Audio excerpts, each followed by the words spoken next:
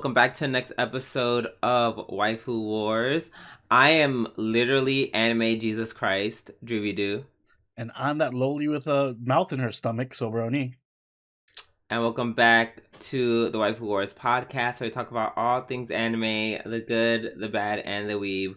But not your waifu, because is she a reincarnation of a biblical figure? I don't think so. This is a weird week for anime, I'll just say that. Oh, a lot of weird things. Oh, yes. Very surreal. Very.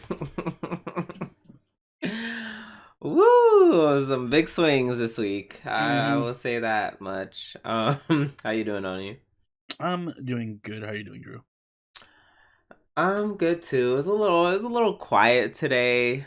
I guess the snowstorm was just like made me feel a little, I don't know, made me feel weirdly lonely, which is not something that normally happens to me. You sound so like a poem or something. Your mood is so old. Right. I was like, why? I was like, oh, I feel so. I feel so lonely. It's like, oh, my emotions are draining. I'm so lonely. I know. I was like, oh, this is so weird. I love being. I love being alone, so it's weird when I actually feel lonely. So I'm just like, I don't know what to do with this. And the answer was to start watching anime, and that kind of. This was the perfect weather for watching anime. I'll say that. Perfect. I was actually watching half anime and half watching. I got a lot of my Netflix shows out the way. I will say that. Like all that TV I need to catch up on. This is a great weekend for that. Nice. And will continue to be so because I'm not done. But that being said, we're going to start off our show, as always, with our news segment, This Week in Anime. And I think I'm going to go first. According to Anime News Network, Otakon banned sale of fan art in dealer's room. So, Otakon announced on Blue Sky on Thursday the event is no longer allowing the sale of fan art in its dealer's room starting in the 2026 year. And dealers who wish to sell the art, they can sell it in the artist alley instead. Oh, well, that makes sense. I thought they were like banning all fan art from the convention. No, that's okay. I just, as old as Otakon has been around, I wonder why they're making this distinction like right now, like literally over 10 years later. Yeah, I wonder what counts as fan. That is interesting because what counts as fan art? Exactly. So obviously, probably nothing like none of your drawings or whatever probably counts. Or if you're selling T-shirts, you probably can't sell that. So I guess, so yeah, drawings, T-shirts. I was looking through the threads, on this article, and someone brought up a good point. I guess there'd be like some type of it might be a little bit tricky when people are like selling like trinkets and stuff, like, you know, just straight up not art. So I wonder how they're going to enforce it, or how much it's going to be enforced. So yeah, that's been very interesting, and I guess maybe the AI conversation is probably another point to bring up as to why they're just like, yeah, dealer's room. But but yeah, I just feel like, wait, in NYC, the dealer's room and the artist alley, they're like right next to each other, right? I guess, unless they changed it. Right, like they're on the same floor, basically. I think, no, but last time we were there, they were separated by like, they were on the same floor, but you had to like take an escalator, and then they were like divided by a wall. So there is a distinction. It's not like or Anime News Network. It's not like Anime NYC, where it's one big area. No, yeah, I was asking about Anime NYC. That's one big area where Yeah, it's Anime NYC is one big area. Otakon was it yeah, was no, on the same that was floor, but you had to separate. like Yeah, yeah, it was separated by like a wall or something. I remember.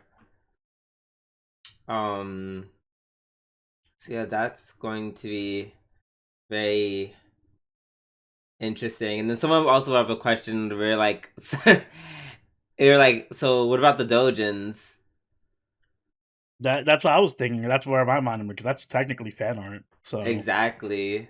It's like where dojins, where do they go? I'm pretty sure like something about like selling like the books or DVDs or something like that, or maybe even figures.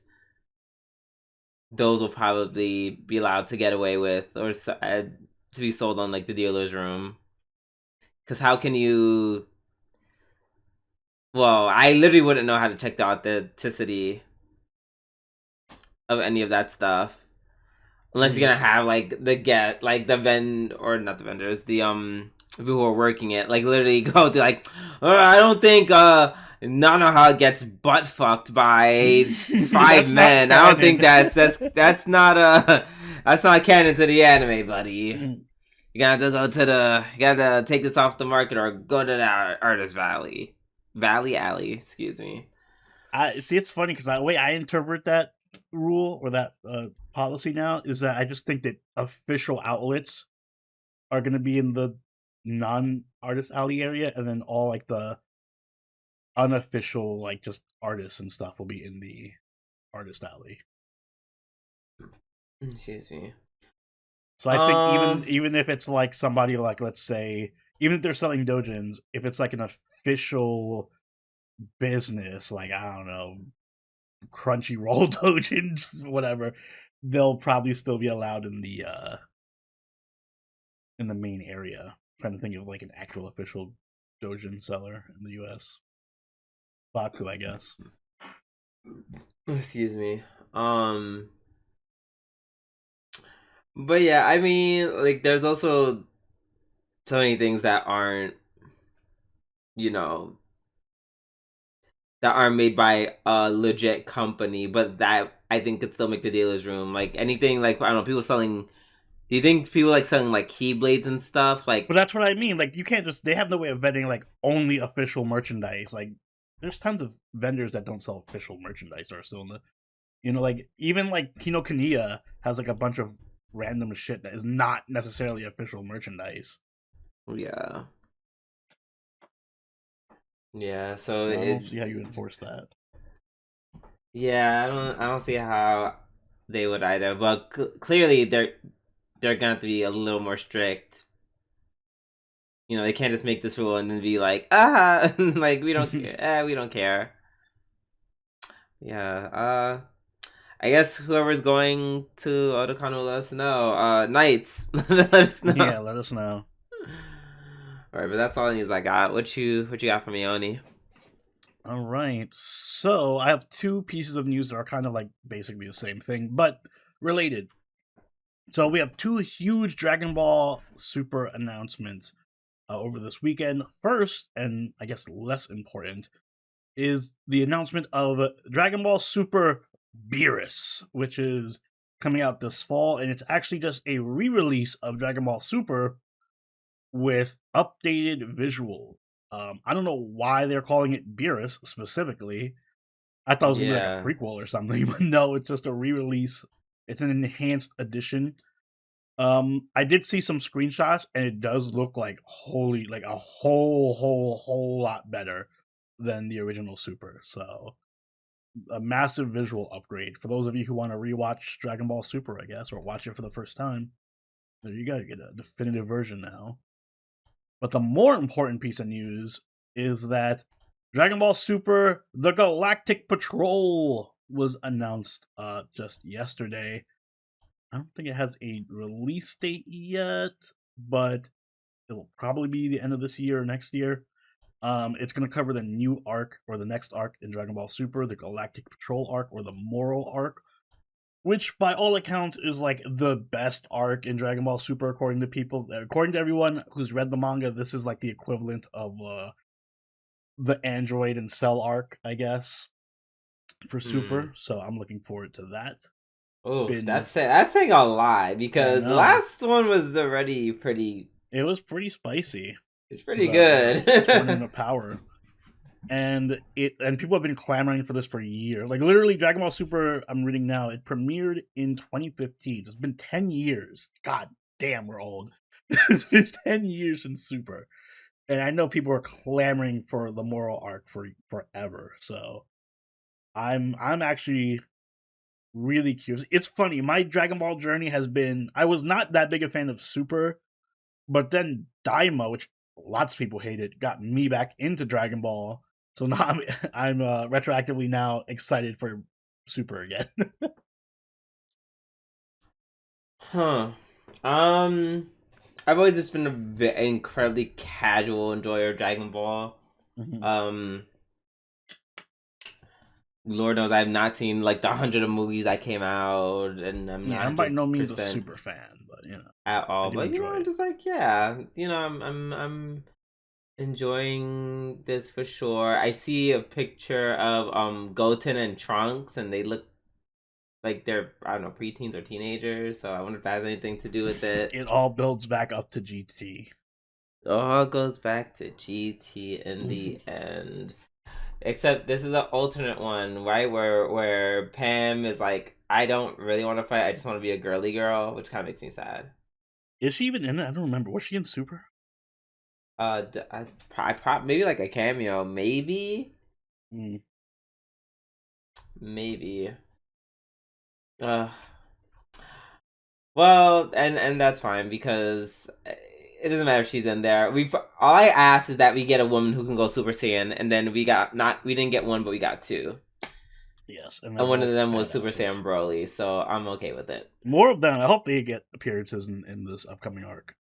Me too. There's a lot of Tournament of Power characters I loved. Yeah. Doubtful, but yeah. Mhm.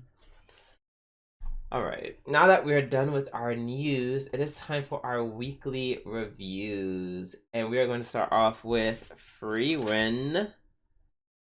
I know I said it like a Frieren. Frieren Season 2, Episode 2. I'm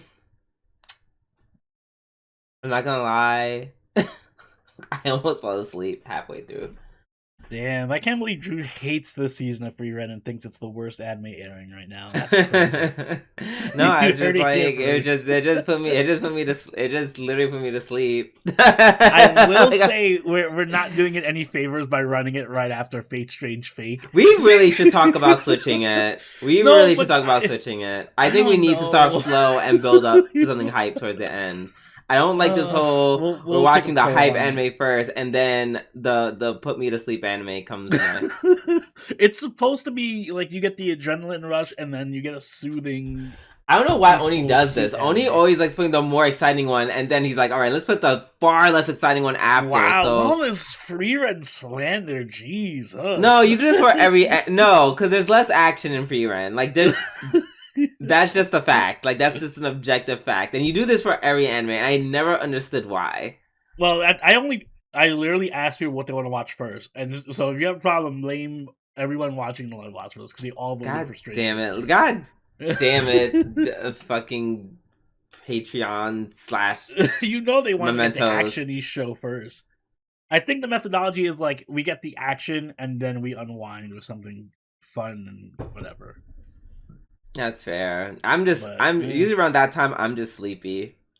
The problem is that this follows Fate. For those of you who aren't part of our patrons or channel members, you should join because we watched both Frieren and Fate Strange Fake with our patrons and channel members. But Frieren comes right after Fate Strange Fake for us, so yeah, it does not set a good precedent for Frieren to follow up on. It doesn't. Two very different shows. It's just so. I wouldn't even say it's bad. It's just so mellow that I'm literally like I'm already like struggling. I didn't have a good nap after this because fucking. Of course, when I want to sleep, the dude comes out of nowhere. He's like, "Oh, the neighbor's like, time to shovel snow." Right when you want to sleep, I'm like, "Oh, okay, cool. I guess I'm just gonna hear scrape, scrape, scrape for like the next hour. Anywho. Anyway, about the episode itself. Mm-hmm. I will say the first part was boring. I'm not gonna lie. I don't like the hero of the South thing. I don't hate him. He just didn't give me anything. No, I don't like... hate. I like him as a character. I just don't like the whole angle. You know, like, oh, all right, cool. There was another hero besides Immel, and he could tell the future. Okay. Yeah, he said that. Fillery. It did because he was just like, I can tell the future. Da da da da da da da. I'm gonna die. I died. Like the end. The end. And everyone's like, yeah, that happened. Yeah, some guy told me he saw the future and he was right, and then he died. Anyway, I'm like, right, and that's how I met him. Yay. Yeah, it felt unnecessary. Like I didn't really need the backstory to go that far. I didn't even know she met some other hero who told her she would meet Himmel. That's like excessive, I think. But yeah, maybe if they gave him like literally just a lick of personality, I would have been. Most of his personality was in his more mustache. Okay. Yes, his mustache and, as the kids would say, his aura, and his dual wielding. But that was literally it. And then even the start of the whole second part where they're asked by a Gref. I think that's the title of the gentleman.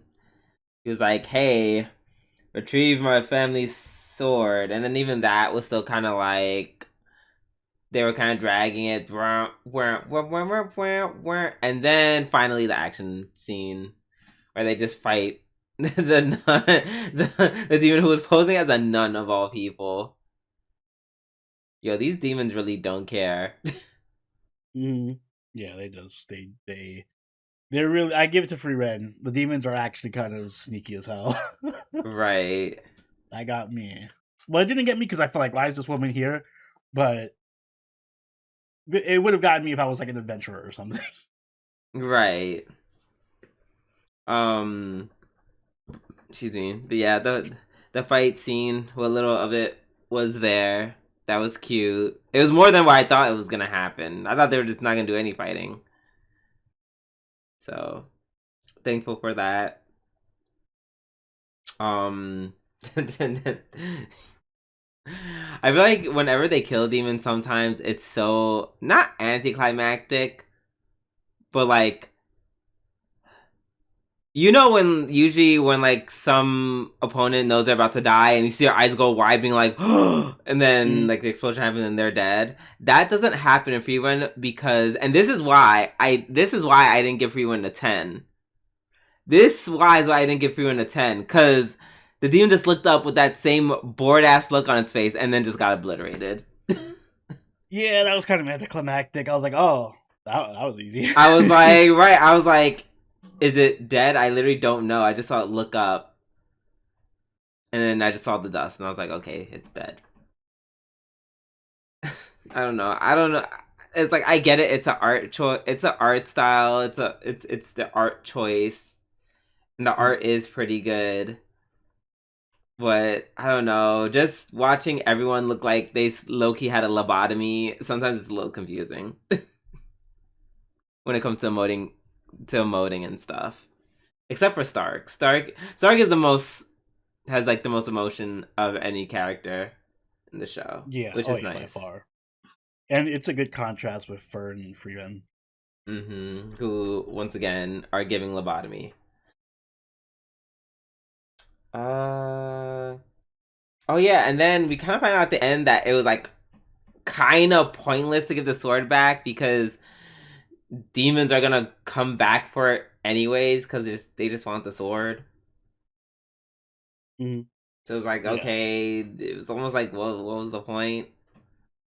No, they literally basically applied like, what was the point? Because it's probably gonna get stolen again. Yeah, but it's part of the cycle, right? Yeah, that was kind of it though. Nothing really worth mentioning. I'm like, okay, I'm ready for a plot now. Yeah, I'm waiting for something now. I want the next arc to start, which I know is Yes. kind of like not the point of Frieren, but you know, I kind of want the next arc to start. No, yeah, I need to start. Please and thank you. All right. Well, and on the other hand, up next we have Jujutsu Kaisen season 3, episode 4, which is of course is my episode of the week. How could it not Yeah, be? it's my episode of the week. This might be the best episode of Jujutsu Kaisen. Period. Point blank. Oh my Like, god, I'm just gonna say it. Maki can peg me. I officially apologize for all the Maki slander in the past. Maki can peg me. She is queen. She was extremely badass this episode. I want her to be my stud. Maki went from like bottom 5 character for me to like top 2 character. I'm trying to think about like anyone else more than Maki at this point in Jujutsu Kaisen that's still alive. Now, granted, it took literally, which was so interesting because they were explaining the whole thing about them being twins. It's like, oh, it's almost as if their powers were cut in half because they're twins. Yeah, so they were splitting their cursed energy, and it makes sense in the sense that like no matter what, Maki was never going to get stronger as long as Mai was still alive, because her energy couldn't increase. Exactly, and Mai really didn't even like do much with her cursed energy because she was mostly told to like just get married to make more babies.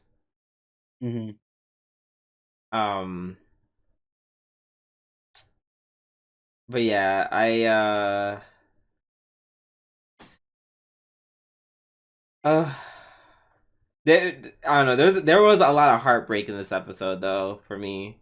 before we got into the amazing action, there's a lot of heartbreak. The fact that her dad literally was just like, "Well, time to kill my daughters." I was like, "What?" They're like a perfect excuse to kill your daughter. That's crazy. Like you didn't even have to kill them. You just had to kill Megumi. And then that would have been it. But no, instead it was like, oh yeah, we're killing Megumi, we're killing my daughters. Like, yeah, because I hate y'all so much for being born. So, And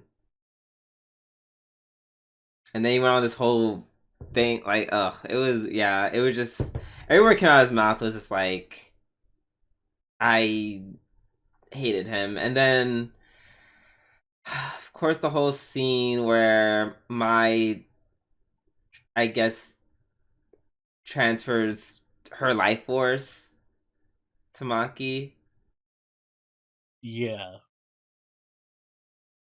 Which, it's sad, but I'm okay with this because no shade, she was very much a nothing burger of a character. So this is a great way for her to be useful. No shade. Yeah. Because even love Mai, but I'm glad. This is the issue I had with I forgot her name now from season 2 that died. You gotta be more specific. Nobura. My issue with her, because her death, and I said this many times on this podcast, was meaningless. Basically, it was just, oh, I was here and I died. The end. And Yuji got a power up, and we skimmed over my death for like half an episode. This actually felt meaningful. Like there was a purpose to her death. It played into the plot and the lore, and it enhanced Maki not only physically but like emotionally. Like she took a massive character development step in this episode. I felt like Mai's death was treated well, like very well. Yeah, I agree. Even though I don't quite understand the nature of her power up, which I know as I'm saying this, I know someone in the comments is probably gonna like break it down for me, which I appreciate. Because obviously she took in Mai, and then she was like, I am now, like she basically became like basically as strong as Megumi's dad. Like Yeah. basically, just second this, just make me his dad, but make it lesbian. Um, I didn't quite understand the trend. They mentioned something about like her having like a heavenly pact, so I'm assuming that's like a key in why she has the power. Yeah. The Heavenly Pact was the means by which she got the power up. Mm-hmm. Which she always had, but she Mm-hmm. had it, but it was her without my. Yeah, she needed to lose Maki. I guess. I guess. I'm not. I don't think about it too hard. That's gonna keep me up at night. I'm just like, She kind of went from like kind of strong to God. Yeah, she got like God. She literally Toji tier buff. What's his face was like, oh my god, is that Toji? Right. Of course, one thing anyone who is, well, I guess around our age. This will be one of the Yeah, things anyone where it who's on separates. like death, like their deathbed from old age. This is the thing that will separate like the youngins who are watching this to like people who are around our age, because literally this whole fight was just Kill Bill. Kill This whole Bill. episode was an homage to Kill Bill. Like Yes. even before the fight, like when they showed it when it was like the intro to the episode, and it's just Maki walking to the Zenin estate, and it shows like Jujutsu. It was literally the font for like Kill Bill. So, Yep. Yeah. When I first saw it, I was like, this is kind of familiar. Like I'm getting deja vu. Granted, I just watched both movies last month. All of it, literally the way she killed her father. That's literally how. That is the exact way how Beatrix killed Oshiren, aka how Uma Thurman killed Lucy Liu. Literally scalped him. And then of course, the fighting all the men, which is obviously just owed to the fight with the Crazy Eight. What is it, Crazy Eights? Yeah, the Crazy Eights.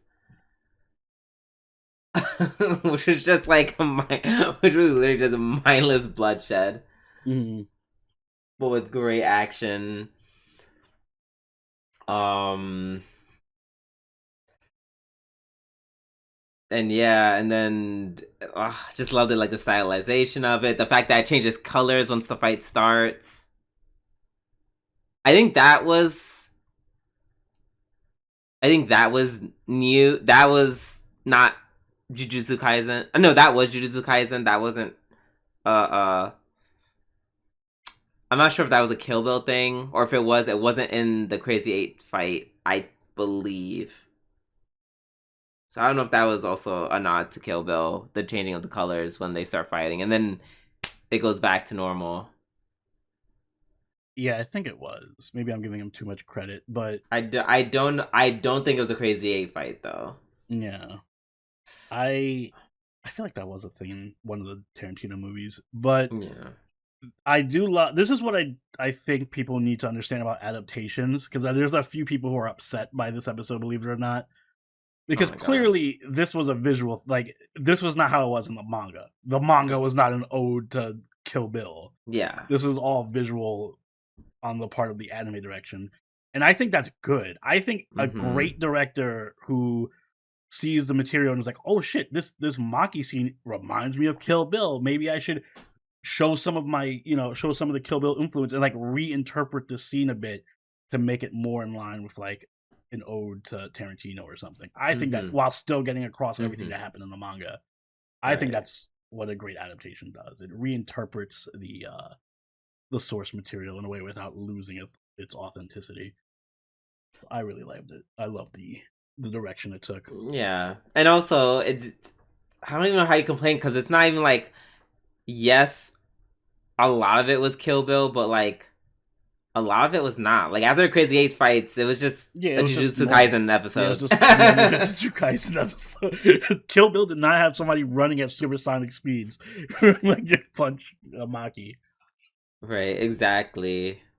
They didn't have, yeah, they didn't have like giant earth hands crushing people I or love that the mind guy who crush. died that was like holding her down with the mind Oh crush, yeah, and he was he like died thinking he won. Like, what? oh, And then you just see and then you just see her walk with the other dude's head in her hand. yeah, that was great. There's one scene where I think she was fighting the older dude, or she was fighting someone like very like well, she fought all of them hand to hand, but Mhm. I will say, and this is very much a nitpick. I feel like sometimes y'all get a little too carried away with the flashiness of it all to a point where I'm like, I can't really see what's happening. Mhm. And sometimes that's really important to me because I literally don't know how she killed the guy.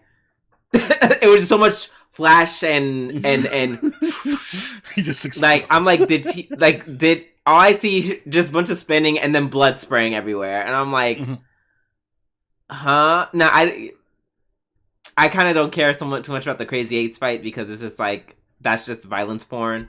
But I don't know, when she was fighting like the stronger ones, it was like I was like, did she just like rip the dude's I think throat she out ripped with out her the guy's hands throat and then sliced him or something.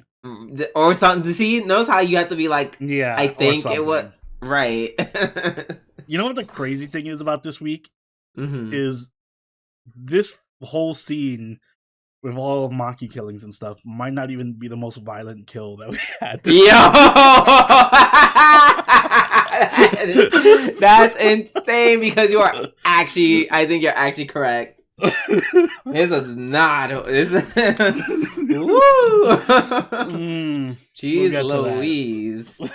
And ironically, that belongs to anime. Who's someone who is a huge Tarantino fan. Yeah, the Tarantino animes were battling out this week. Oh my gosh.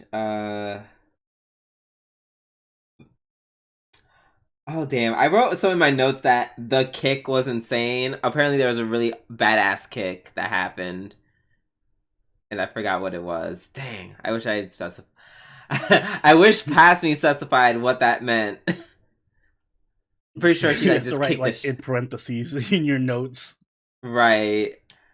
I'm pretty sure she like kicked the shit out of someone or one of the girlies. Um, I did. I did like when that annoying ass dude that I believe she punched. She just like he was like I got you, and then she just like punched him for one time, or was it multiple times? Did she just like punch? She punched him Right, once, she and punched it him. was Yeah, like one time, showing and it then from 50 different angles. yeah, and then his skull was like shattered. Which, by the way, you kind of you, I mean, sure. I guess in Quentin Tarantino fashion, like you really shouldn't be able to like even like your reactivity shouldn't really be a thing. You shouldn't be able to be walking.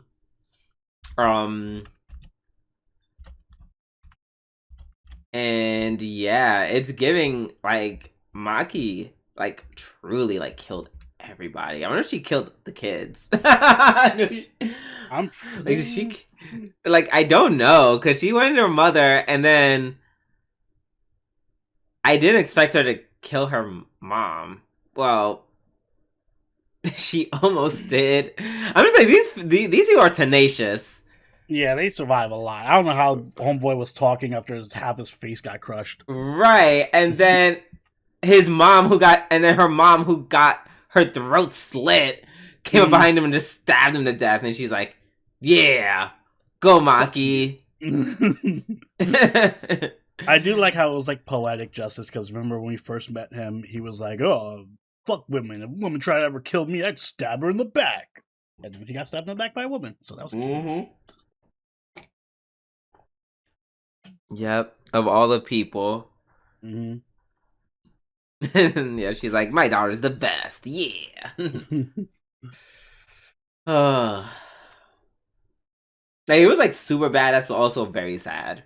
It was, especially the end with what's her name, the witch girl coming up and being all sad. Yeah, right. it was an overall 10 out of 10 episode though. Perfect. Yeah. Can no complaints besides the rip throating thing, but that's literally me splitting hairs, Yeah. microfibers even.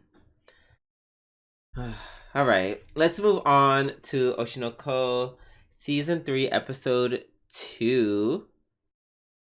So, as we assumed correctly, she got her idea from Saito and it worked.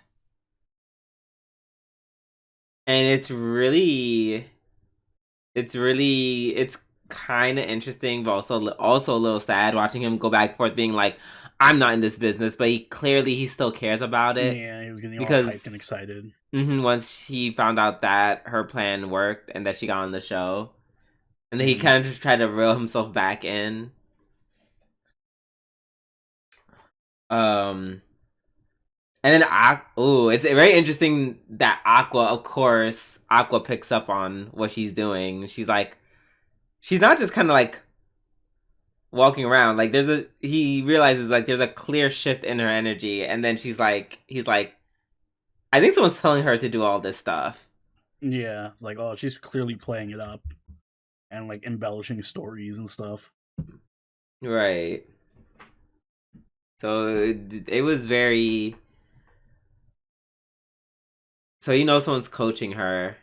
That's very interesting. I wonder if what he plans to do about it. Mm-hmm. Excuse me, if he's gonna do anything. Um, and I feel like in this episode, I feel like she's even finding her own footing per se.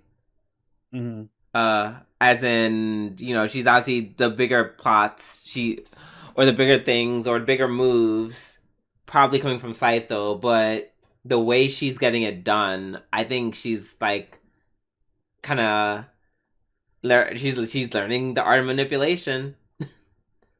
Yeah, I was gonna say she's leveling up her game.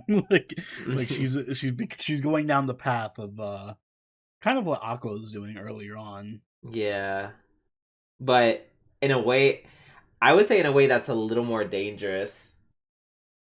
I feel like there was like almost like an awkwardness to him Mm-hmm. that at one point or another impeded his progress. Oh yeah, no, Ruby's a much like more gifted, authentic actor. Like she's better at Exactly. manipulation. Exactly. Like the whole end with the AD. Oh yeah, I feel bad for the AD. I hope she Oh, genuinely at least tries to be friends with him and isn't like just I'm gonna fucking throw him use this away, kid. right? Yeah, I throw him hope. away. Yeah, I hope she doesn't go down. I hope it doesn't go that dark. Mm-hmm. I guess I would be kind of like Aqua ish. But even then, Aqua's like even for as brutal as Aqua can be, he still like obviously cares about people. Like with the whole Kana situation, like I can't be with Kana because I don't want her to get hurt. So even when he does throw people away, it's for good reason. I mean, I wasn't even talking about Kana. Mm. I was actually thinking more of Akane. He put that bitch through the ringer. And this is why, even though you hate Akane, you can't stand her, whatever. I don't know. I can't help but be an Akane stan, because one thing I love is a smart bitch, and Akane she has never once gave dumb. No, She she's may have not given dumb. She's really smart. soft, whatever, but she is a very intelligent woman. Mm-hmm. Like, even like the way she breaks down her relationship, she's like, yeah, there's a good chance that he's kind of just Demi, kind of, to reconcile the fact that in our fake relationship he kind of like manipulated me in horrible ways, and he's aware of that, and he's probably trying to make up with that by being more earnest in dating me, but not specifically because he likes me. But I don't care because he treats me well, so Mm-hmm. whatever.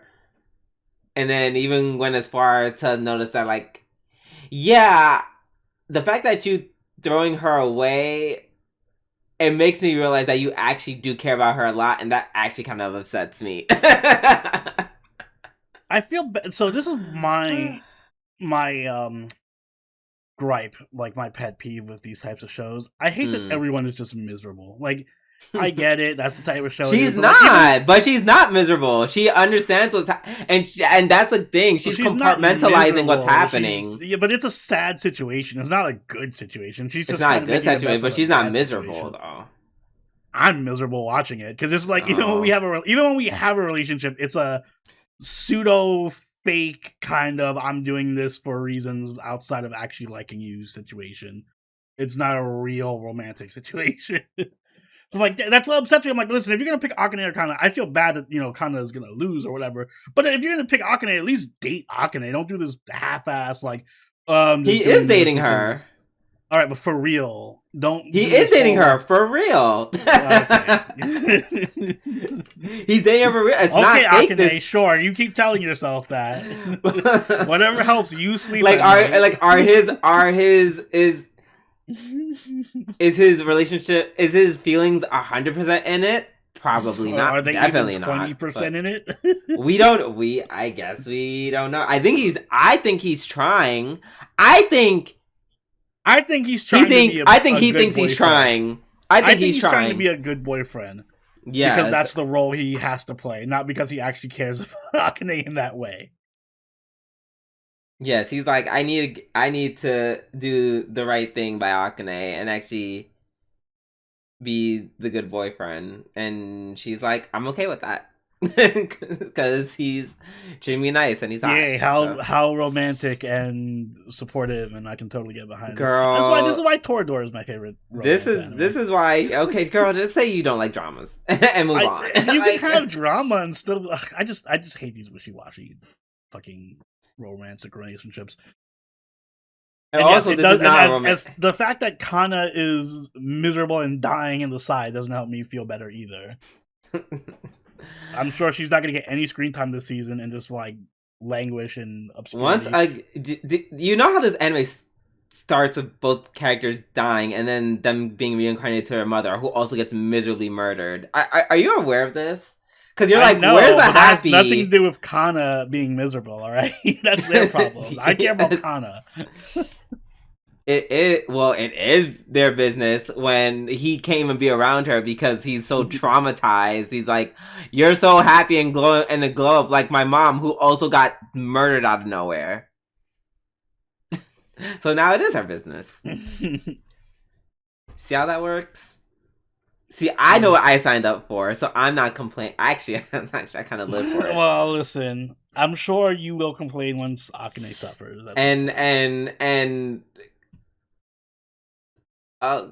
Not really. Like, I wasn't complaining back then. Akane, let's be honest, Akane has never suffered. She's just been catching W's left and right. So that's my other issue. This show hates on Kana so much, and Akane gets none of the hate. She literally almost unalived herself season 1. What are you talking about? Oh my god, that's how many episodes again ago? Come on. Well, you said this entire show. One episode of her being sad, and then we get a whole fucking like. Yes, because one episode of her being sad is how she ends up not a continuation of not her suffering for a whole season. Was in that episode is how it feels being a Kana fan. Like every other episode, that's how Kana has to go through life. All right, when is Kana getting her dubs? Oh, girl. This,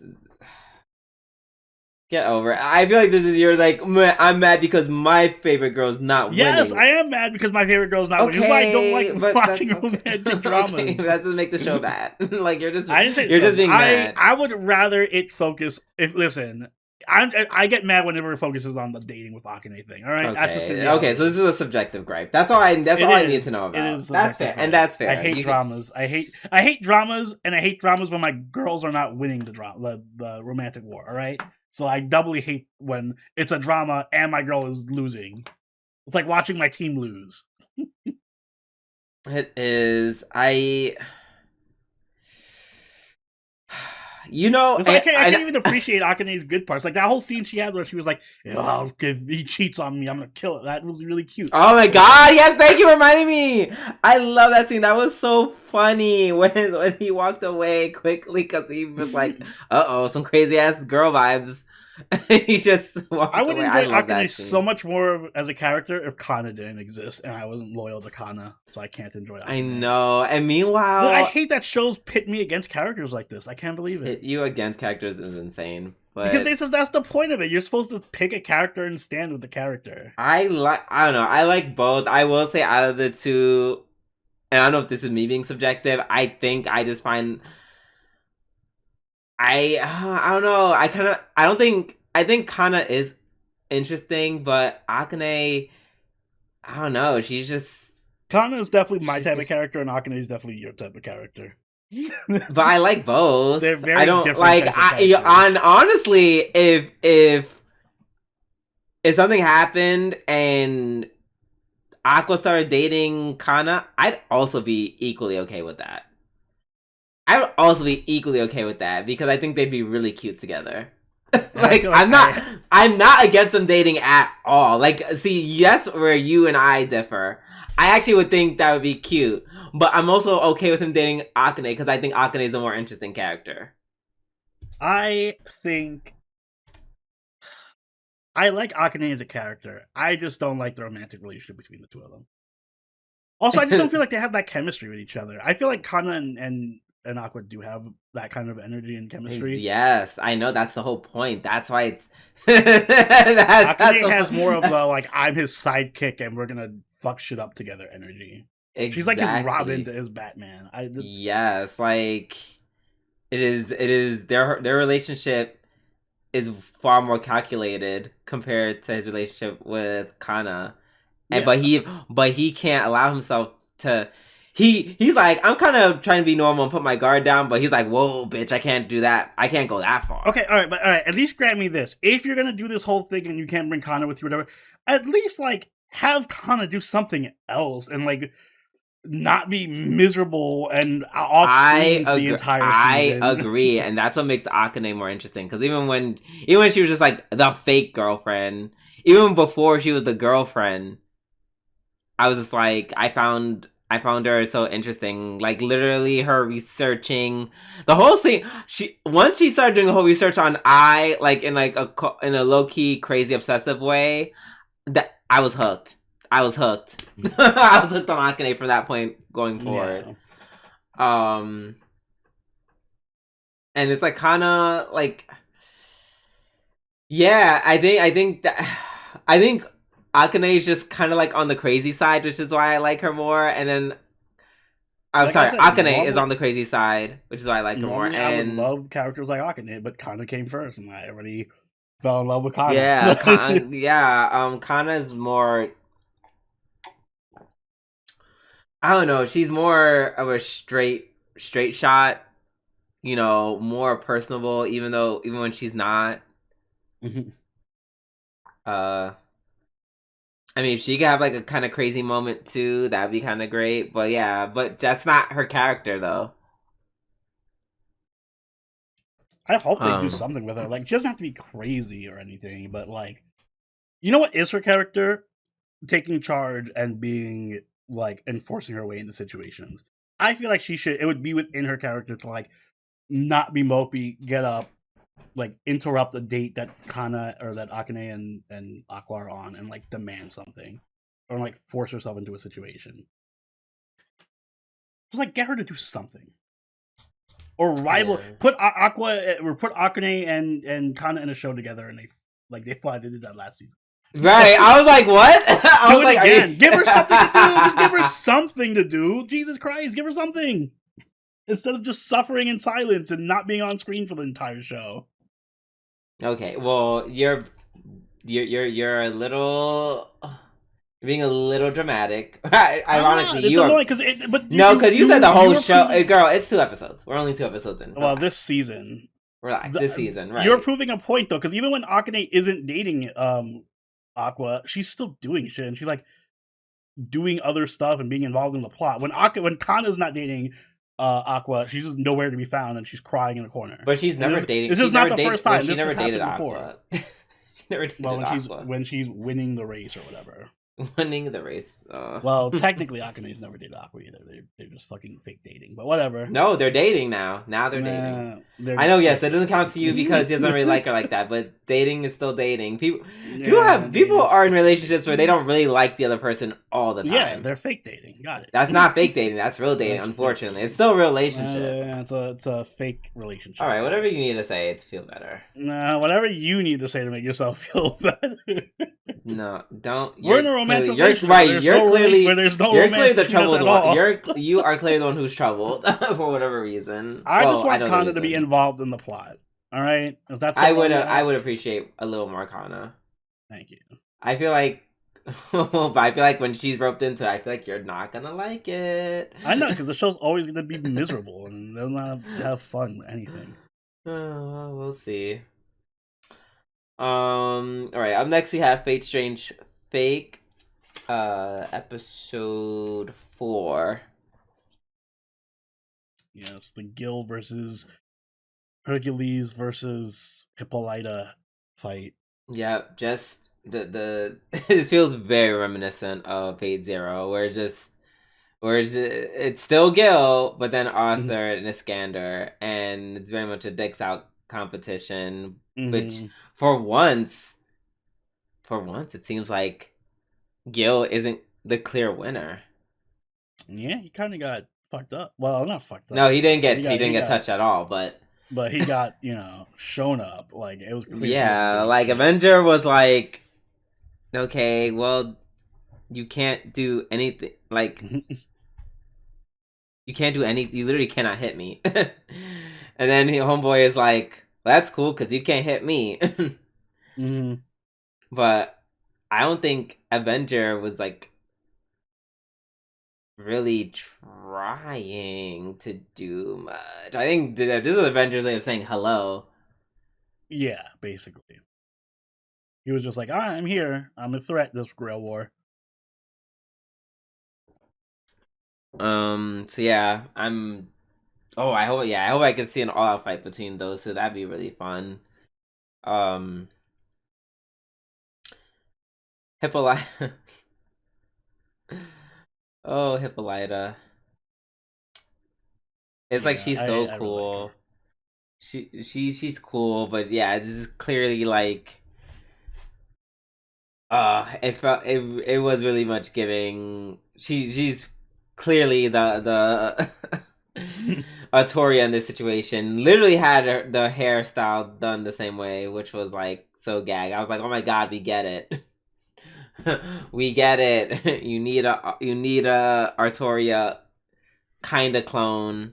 I feel like it's written into every contract. There has to be either Artoria or some kind of Artoria like stand-in saber face clone in every Grail War.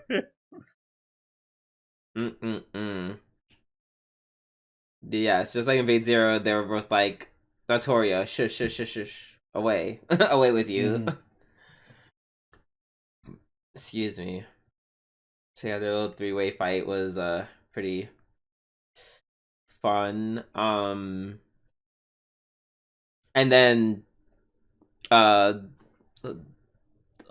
Baba, I forget what her name is. She was like, oh yeah, by the way, I'm a servant. I guess we guess that she's also wielding a caster. But I don't know, because in the fight, it was like, okay, Gil's a Lancer. The Avenger at the time was using a bow and arrow, and then Hippolyta, who also used a bow and arrow. And I was just like, okay, we're all firing. She's a rider, even if she has a bow. Yeah, I'm assuming the same way as well. That was just funny. It's like, okay, one's a Lancer, even though he doesn't use a bow, and then the other two who use bows are not archers at all. Wait, I called Gil a Lancer. I meant to say archer. Excuse me. Yeah. So I was like, oh yeah, typical Fate doing Fate things. LOL. Yeah. I do like her power though, like her whatchamacallit, her horse dodging all the fucking. Oh yeah, her horse is badass. I love that.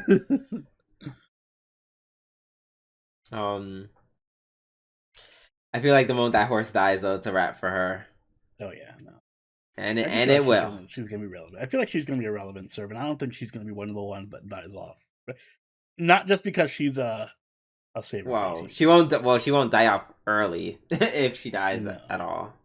I think she'll outlive. This is my bold prediction. I think she'll outlive Herc. Okay, I can see it. I think some bullshit's gonna happen, and Herc is gonna get killed by somebody. I can see it. Then, yeah, Herc. Yeah, these strong ass servants, they usually die in like the funniest ways half the time. Your best bet to win the real war is to be a mid servant. You don't want to be too strong, because then you're like you get killed by some bullshit, and you don't want to be too weak because then you just get killed because you're weak. Right. Like assassin. Excuse me, like assassin. Excuse me. I don't know. I don't know. I feel like I wish we had. Has there ever been like a Fate anime where like the assassin is like? No. Yeah, I just need one. I need one Field, anime. But that's only because he was cheating. Wait, wasn't that? Remind me of Heaven's Feel. It wasn't just Kodido. Hassan. He killed Ku. He killed Emiya, and he killed Saber. But only because he was abusing Sakura's dark shadow power. Right. Okay. Excuse me. So yeah, I just want one, well, besides Heaven's Feel, where I feel like I want to watch Heaven's Feel again, because I feel like I forgot so much of it. That's a good watch. Yeah, I think I might rewatch it again. But yeah, I just want one where they summon King Hassan, and then he just like fucks shit up. Fucks everybody up. Like, for once, that'd be kind of cool. Yeah. Also, we learned Saber's true name, Richard Lionheart. Lionheart. Cool. Yes, another Excalibur user. LOL.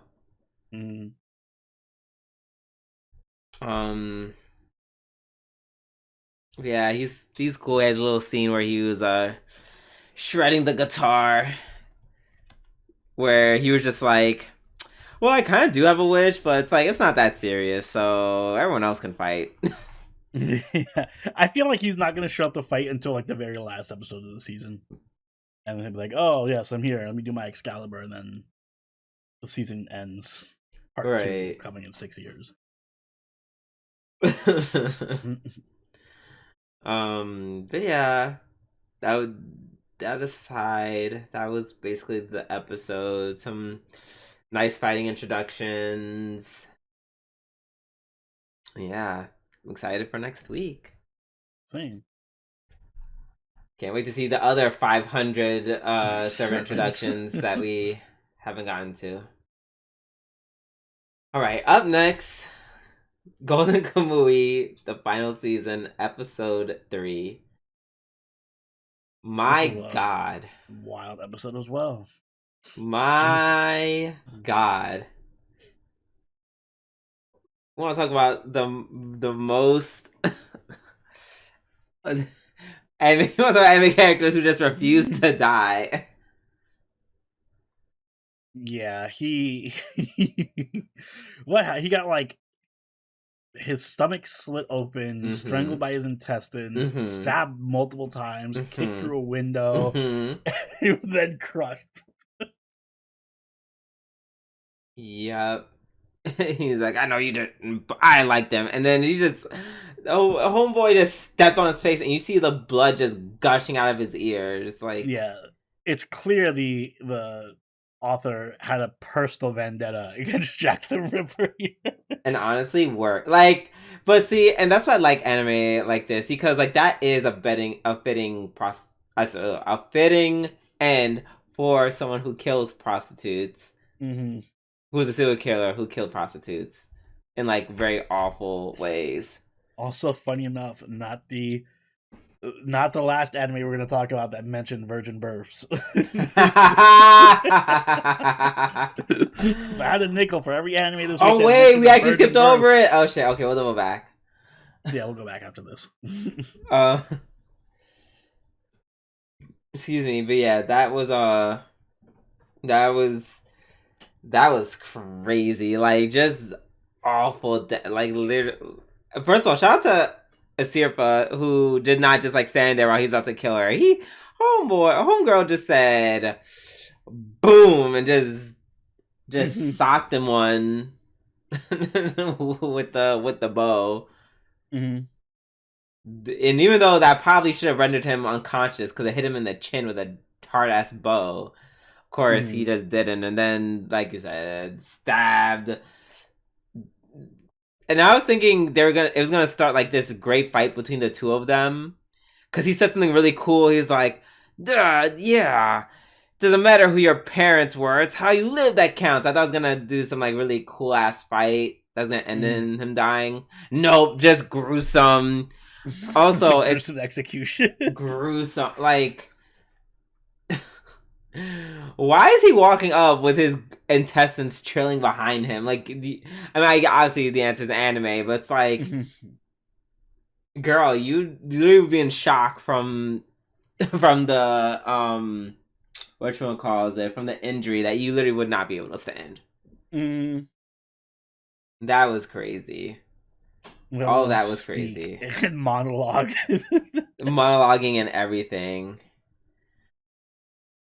Also, like, that was so insane that we kind of forgot about the beginning of the scene where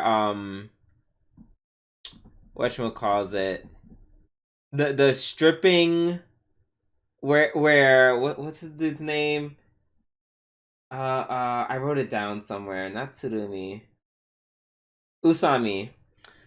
Usami literally strips this guy's down to his clothes and then begins like spanking him. And I'm just like, I was like, for a split second, I was like, is this supposed to turn me on? Maybe. There's a lot of things in this show that are just randomly there to turn you on. Like, is this supposed? And I was like, nah. And then I was like, for a second, I was like, like the kombucha girl meme, like that was very much me, but like in reverse. And I was like, nah.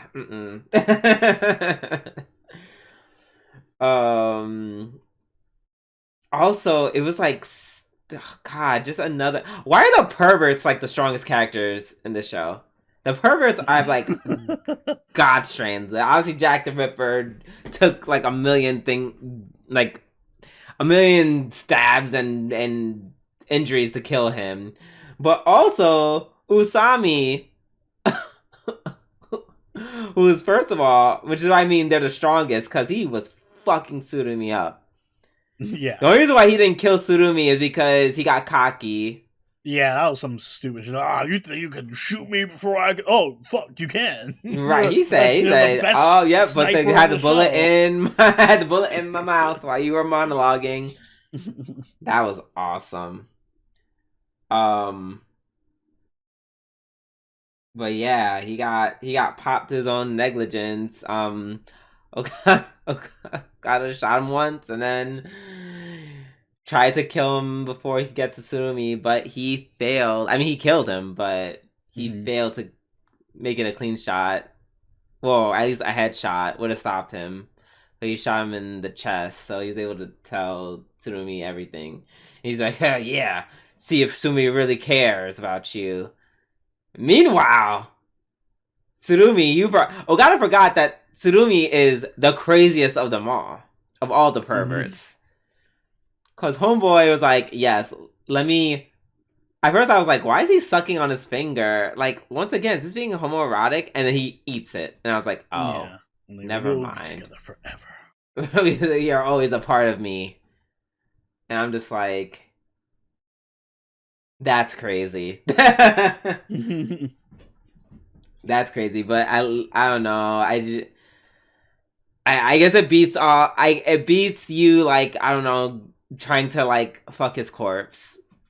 Which at this point with this anime you can't assume. You can't assume they won't do that, unfortunately. Yeah. Show's very weird.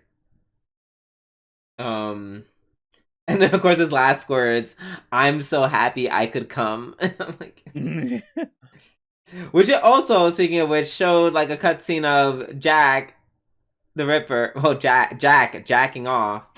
Mm. I guess after he did a kill, and I'm just like, what the fuck is with all you powerful perverts? I don't like this. I almost wish we could name the episode that. Yeah, I don't think YouTube would like that. No, at all. And then the last and that's crazy because that's not even the last death. Last death was, of course, that weird dude Keiji, and his death was the best of all because he was such a creepy little. He's such a creepy little fuck. Yeah. That everyone hated. And when he was like, I'm gonna kill myself, that way no one can solve the treasure, and we're like, everyone's like, we don't need your Yeah, it doesn't really fucking puzzle. matter. So the fuck off. Like I love it showed every character turning away from him. And then the shock of no one giving a fuck about him. Mm. Caused him to fall off the scene, and then yep, pop goes the weasel. Yeah. His head literally exploded. Yeah, which once again, great death. Yeah. And the episode ends finally with us finding out that the warden has last tattoo.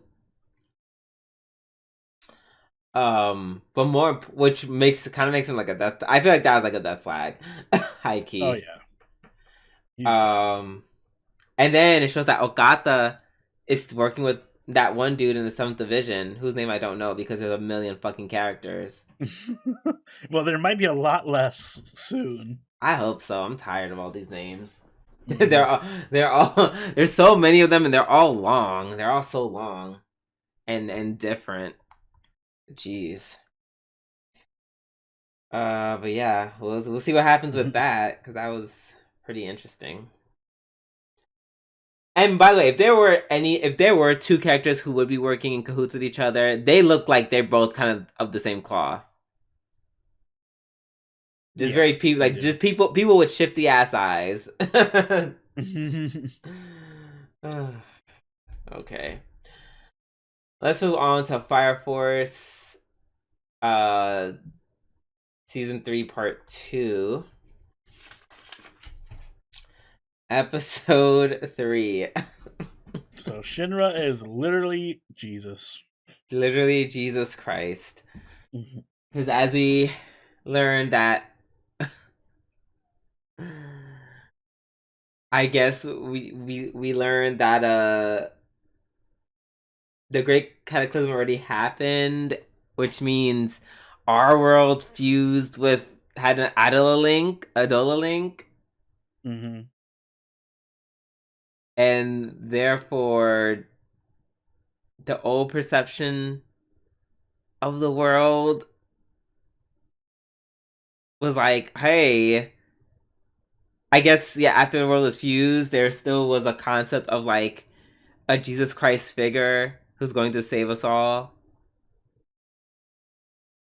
And I guess it's Shinra because his mom was Mary. Yes. Which I just this season's gonna be so trippy. I can already tell. Even more trippy than going usual. to right. I'm like, the main character is a Jesus clone, and and you're like, oh, it's not trippy yet. They have the fucking moon from Soul Eater. From Soul Eater. Mm-hmm. And I'm just like, I don't know. Is this their way of saying Adela's getting closer? So the weeb's interpretation of what a moon is from one anime is now our moon? Like what?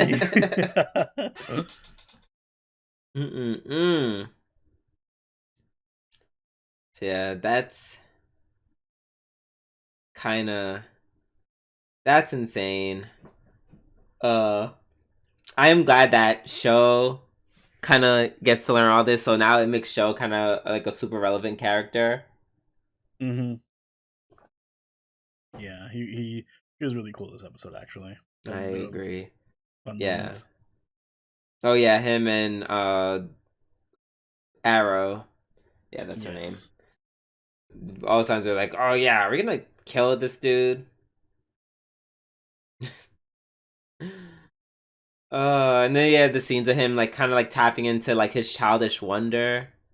Like when he played a prank on Arrow, I was like, okay, that's kind of cute. Yeah, and also I felt bad for the mom. The mom she suffered a lot. She really did, and fuck her mom. Yeah. Can we get Maki? Can we get Maki? Can we get Maki to come in and take them out too? The crossover. Right. We got 2 more for you. She was kind of awful. I wish. Oh God, I wish she would have just told her mom to fuck off. Maybe we might get that next episode. Maybe they'll do more of a flashback. Like, she kind of said this last time we'll see each other, and I kind of believe that. True.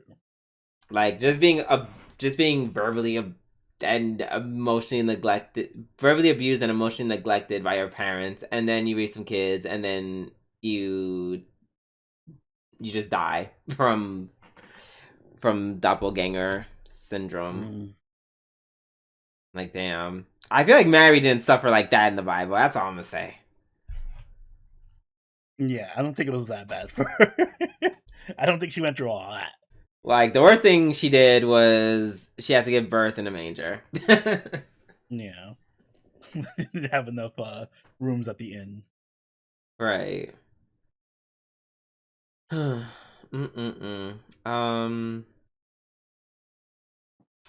yeah, I just need to I need that information to be, given to Shinra, and then just go from there.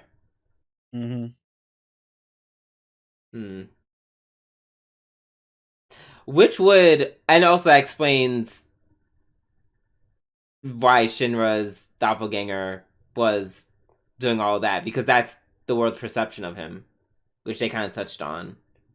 Oh yeah, that's a good point. That makes sense why he was acting like that, because that's how people viewed him.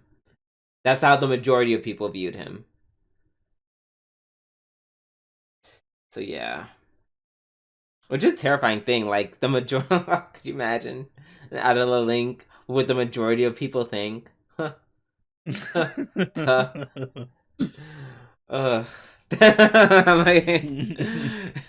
on that note, I'm just gonna move on, because I'm like, oh, I don't even want to stay in that energy. Yeah. Let's move on to the last show of the podcast. My Hero Vigilante Season 2, Episode 3. I'm just gonna say it is the All Might and Tsukaichi. Are they like a little gay? I don't know if it was giving gay. I don't know why it gave gay to me, just a little bit. Like that scene where 2 guys can't just go out and have lunch together, Drew. They have to be gay. No, it was the like the scene where they're trading souvenirs. Like that was really cute. Was that not cute as fuck? That was kind of that much attention to it. That was kind of cute. Oh right, okay, right. Asking the straight man, right? Yeah. Terrible idea. But the homies can't meet up for lunch and exchange gifts. That's not. He was just like, oh, is it bad that I give you? Like, why was he so sheepish about it? I was like, oh my, why are you being so cute about it? Like, wait, just be like. Like this, like I've never seen him act so sheepish around another man. Now I'm thinking this is gonna be a whole arc where they're actually secretly meeting up. His sister's secret lovers. His sister's investigating it. Like that's what we are. Why is All Might's underwear in my brother's room? I don't know, man. Like it was just, it just seemed like it was like very like. Oh yes, and he was very like, oh yeah, no, I gotta help you. He was like, no, you can't help. We can't get that kind of favoritism. Like what? I was like, what is like? Between that and the souvenir gift, I was like, so not only do they know each other, they know each other very intimately. I guess. I mean, like I get they're definitely close. I'll give you that. Yeah, I'm obviously it's a joke about them being gay. Them being gay is like a joke, but But yeah, no, the fact they know from this interaction they know each other very intimately. Yeah, I was not aware that they were that close. Right, because that was a lot. I'm like, oh, they're like, it's like, oh yeah, I got, and then he was like, oh well, I got you a souvenir from when I went to this place. I was like, whoa, hey yo, I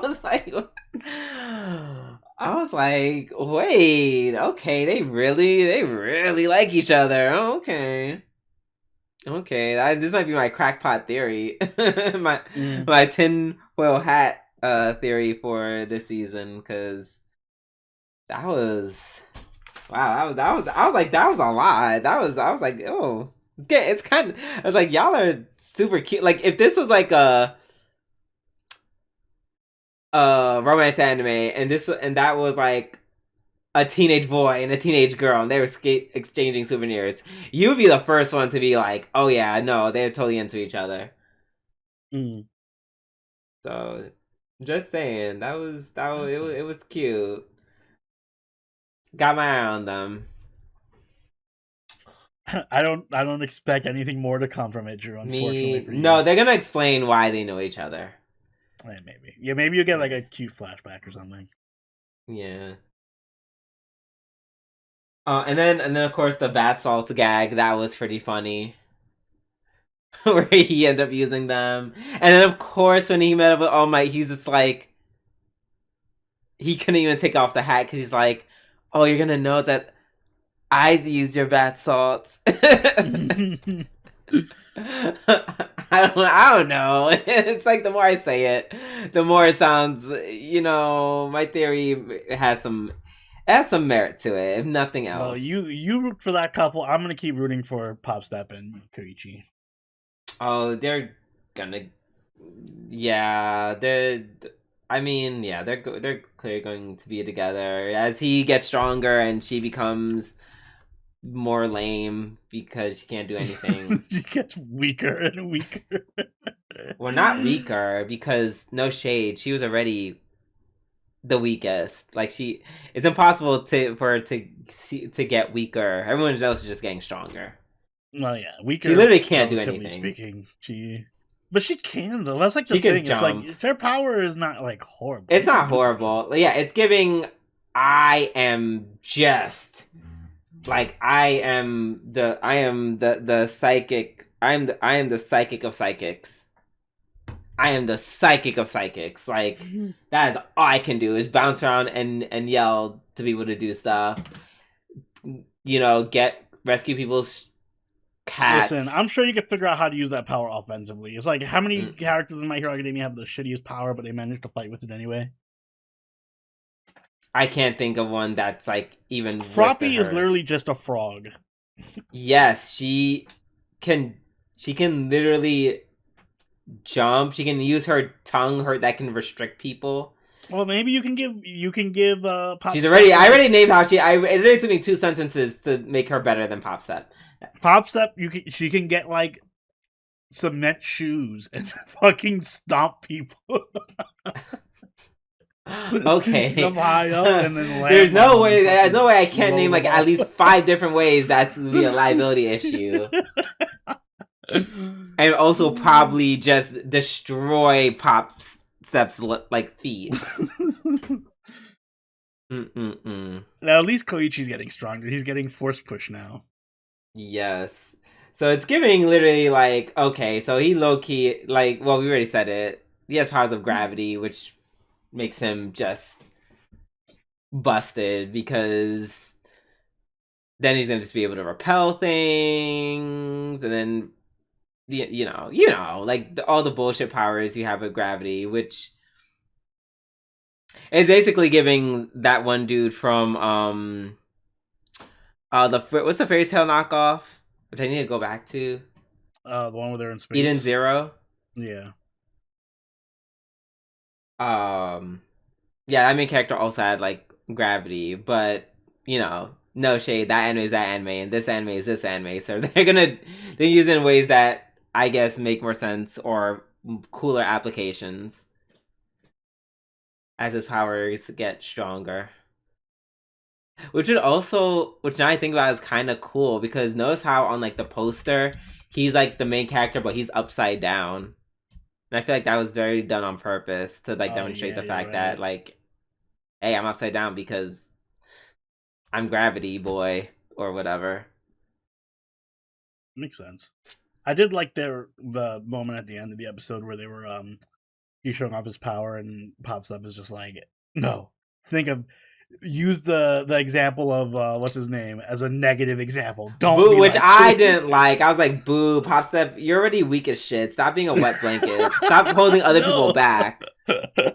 Let him have a fighting style. That's actually really badass. No, Yes, don't yes, be like he him. accidentally used the force and broke his window. But that aside, let him be great. Mm-mm-mm. Also, the fact that we're finding out even more stuff he can do, I'm like, I really need a scene where he cusses out his mama, or someone cusses his mama out. I don't think that's happening. I need, oh, just give me one. Just give me one. Just This give me the one. Jujutsu Kaisen episode has awakened this like mother hating energy in you right now. Well, there's 3 anime, 3 characters, all with shitty moms. Do you think any of them are good moms? I think Koichi's is tolerable. Not good. You didn't say, so that's not a yes. That's not a yes. Tolerable does not equal good. Listen, she tried to play wingman with Pop Step, so I'll take that as a W. Hmm. Well, she sucks, and she's the reason why her son, is a bitch. She's like, why are you a bitch all of a sudden? And I'm like, did you not pay attention to how you raised him? Mm-mm-mm. Yes, that is the last of Vigilantes. Um, Now this would be the moment where I Tony take us away. However, just this is like, I may not even put this in the captions as like the filler arc only because it's like so tiny. But I have to ask Oni, have you been watching the the Death Game anime? No, but I've heard it's really good. It's on my Bitch! list. Oh my! When I You tell mean the one you, with the maids or whatever? I'm not even gonna say nothing. When I tell you, especially by episode 3, you are going to love this bitch. She might tell you this is a you character, and oh my god, she is goated. Oh, she is so good. You need to see this. You need to see. Yeah, you need All to right, watch everything. I will watch it. Everything we thought about this anime was wrong. We thought it was just gonna be a cute whatever death game thing. We were so wrong, so wrong. I will watch it. By end of episode 1, gagged. I said I knew it was about to happen. I was like, oh, because then I did it. Because then I thought it was gonna happen, and then something else happened, and I was like, oh fuck. Yeah, no, you need to. The first episode is an hour long. Mm. And while I'm usually like, why were you doing that all of a sudden? This is the one. This is one of you. I feel like honestly, hot take. If a first episode is an hour long, 9 out of 10 times it's actually going to be a really good anime. Or at least, So at the far, very at least, least. that first episode is going to be very good. Yeah, for the most part. Yes, and this was no exception. The animation is so. Oh, it's almost like eerie, but in like a doll like way. I don't know. You just have to experience it for yourself. It's so dope. All right. I So will add yeah, it to and my list. everyone else who's not watching it, wait, I might have to take that back. if you're in like if you're into like also yeah, this show is like pure like kind of lowly bait. Oh, definitely add to my list. Kinda, I don't know. You let me know as you're watching it. Mm. But yes, for if you're into like cute girls and kind of like psychology of things and suspense, because obviously it's a death game show, a death game anime. That's what you're gonna get with this, and it's also yeah, like you said, it's very pretty. Like you said, like you know the eyes and stuff. Like that's literally every girl. Mm-hmm. It's a little jarring at first, but you get used to it. Trust me. As the girls start expiring, you that'll be the least of your complaints. Oh man. It's Right. so I good. will It's add so it. good. Yes, everyone who, if you're into that stuff, it is so good. If you want, and also if you just want to see the main girl just be a bad bitch, yes, by all means, please go watch it. It's called Shibo Yugi Demeshi Woku. Um, and the English title is Shibo Yugi playing death games to put food on the table. Which is what she's doing. So yeah. All right, but yes. Now that I got that out of my system, we are done with our show. So Oni, unless you have anything else to add, please take us away. Guys, if you enjoyed this week's episode of the Waifu Wars podcast, make sure you hit the like button and subscribe so you can catch it every week as it goes up. If you haven't already, do follow us over on Twitter, follow us on Twitch, and join the party on Discord, all linked in the description down below. If you'd like, you can even join the channel membership or become a patron and join us for our weekly live watches, where we'll be watching Fate Strange Fake and Frieren with our patrons. So if that sounds interesting to you, you know what to do. And Drew, do you have anything you'd like to add? Stay safe in the snow. If you got them hours to call out, you know what to do, girl. Yes, I might be taking that advice. Mm-hmm. We'll find out tomorrow. And on that note, this has been Sobroni, and Truvy do. we'll catch y'all later. Later. Bye.